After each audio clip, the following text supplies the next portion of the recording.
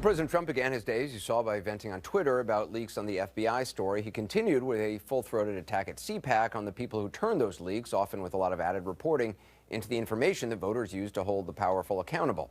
Mr. Trump is not the first president, certainly, to take issue with how the press does its job. Rarely, though, has it been quite so publicly and so frequently on display. We have to fight it, folks. We have to fight it. They're very smart, they're very cunning, and they're very dishonest. So, just to conclude, I mean, it's a very sensitive topic, and they get upset when we expose their false stories. They say that we can't criticize their dishonest coverage because of the First Amendment. You know, they always bring up the First Amendment. And I love the First Amendment. Nobody loves it better than me. Nobody. Also along those lines, the president said he's not anti-media, just anti-fake news, and especially unnamed sources. So I'm not against the media. I'm not against the press. I don't mind bad stories if I deserve them. And I tell you, I love good stories, but we won't talk. I don't get too many of them. But I am only against the fake news media or press. Fake. They have to lead that word. I'm against the people that make up stories and make up sources. They shouldn't be allowed to use sources unless they use somebody's name. Let their name be put out there. All right, so just keeping them honest on the whole confidential sources thing, we actually looked at the president's Twitter feed.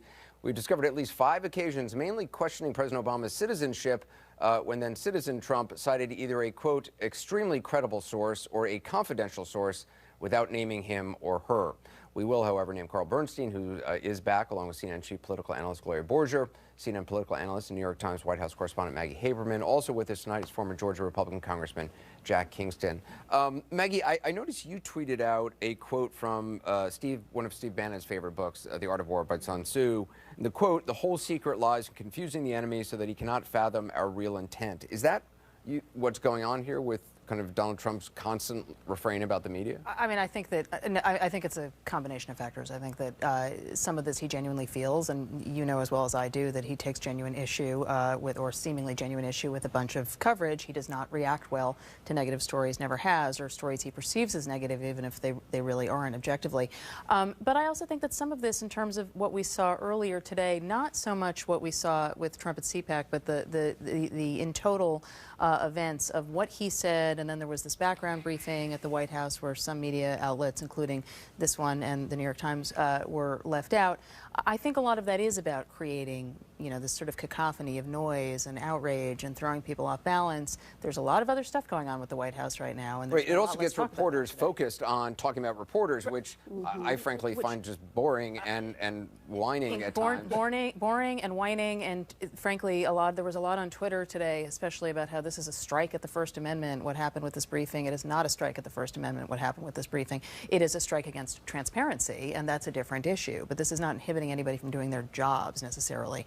I think that reporters like nothing better than talking about ourselves as a group, and I think really Trump has a great way as a group. I said, okay. But Trump has a great way of making people sort of mirror him, right, in terms of behavior and interactions.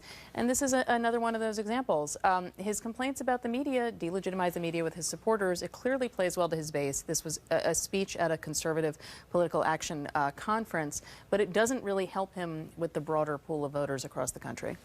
Carl, I mean, you heard the president say at CPAC, attacking the press, calling them the enemy. You've heard his chief strategist, Steve Bannon, saying about keeping their mouths shut and they should just listen. Then the White House barred, news organizations. I mean, do you agree with Maggie that this is sort of part of it is a distraction and a play for the base?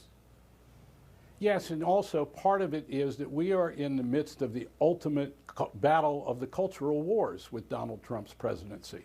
And it's going to go on, and it's going to be scorched earth, and it's going to be fierce.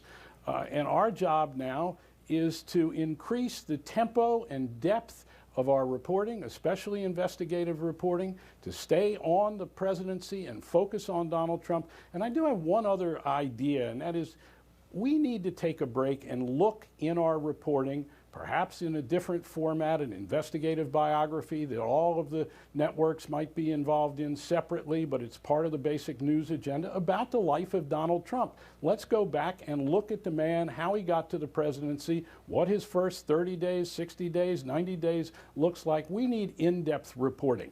And we're doing a good deal of it, but we need to go even deeper. That's our obligation here. Congressman Kingston, how do you see this battle? Well, getting back to what Maggie said about the context of today's speech, it was an audience that was both a support base philosophically, but also a fan base.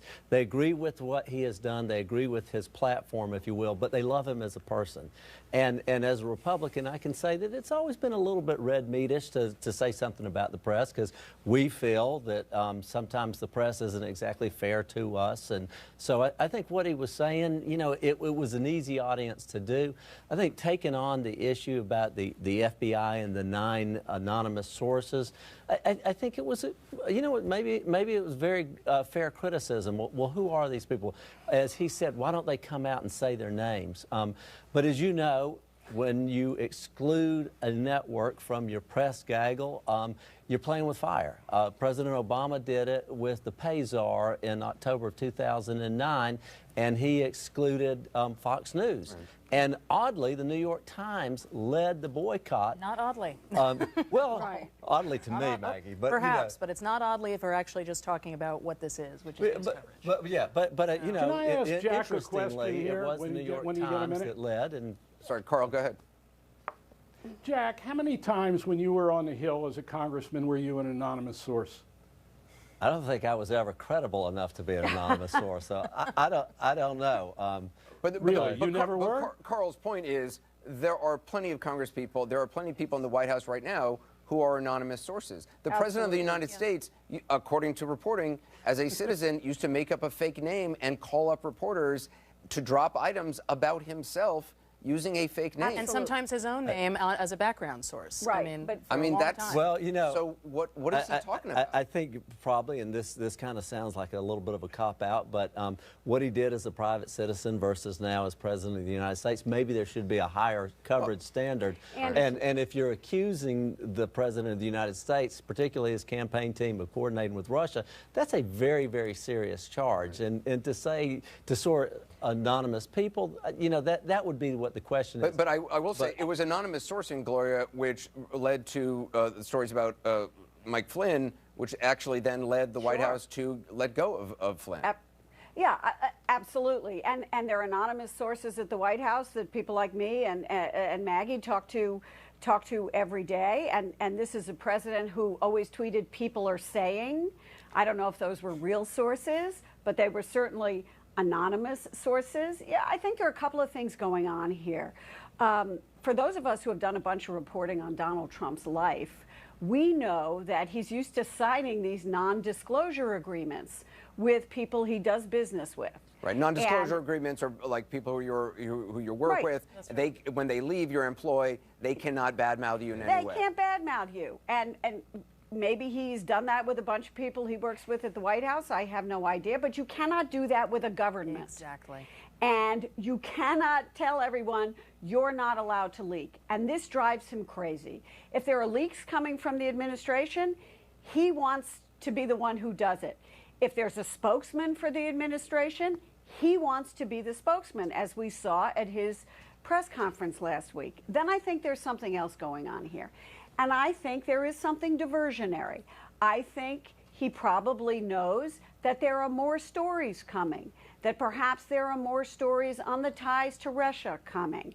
And to add on to what others have said here tonight, I think he's sort of laying a predicate here that you can't believe those either. And I think this goes along with what Steve Bannon said as he spoke at CPAC this week, where he said, if you think the media is going to give you your country back without a fight, you are sadly mistaken. Then you go to Donald Trump calling the media the enemy. And then you go to what Sean Right. Spicer Maggie, did today, you agree which with was this? to tell some press, we don't like you, you can't be a part of this. Right. Maggie, you I do, and I think that I think Gloria is dead on. I think that Bannon made pretty clear what his strategy is, and he has for a while, and he certainly did again in this very long appearance, relatively for him at CPAC.